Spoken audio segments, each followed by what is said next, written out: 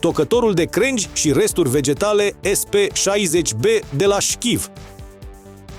Tocătorul de crengi și resturi vegetale SP60B este conceput pentru tăierea crengilor, viței de vie, tulpinilor de trandafiri, zmeură, floarea soarelui porumb sau alte tipuri de deșeuri vegetale în așchi de lemn. Acesta este acționat de un motor profesional pe benzină de 9 cai putere.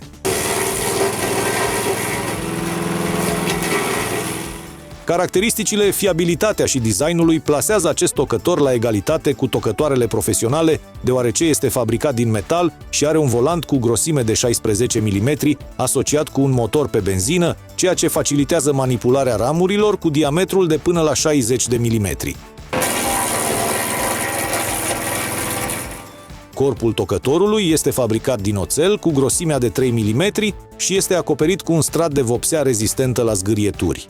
Pentru un transport ușor la locul de muncă, tocătorul are roți metalice cu rulmenți cu role și un mâner confortabil.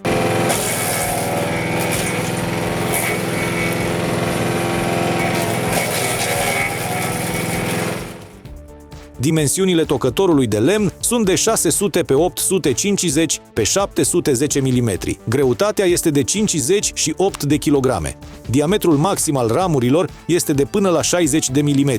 Garanția este de 12 luni. Tocătorul de crengi și resturi vegetale va deveni un asistent fidel și de încredere în casa și grădina de VC. Puteți comanda un tocător de lemn la www.keșchiv.ro.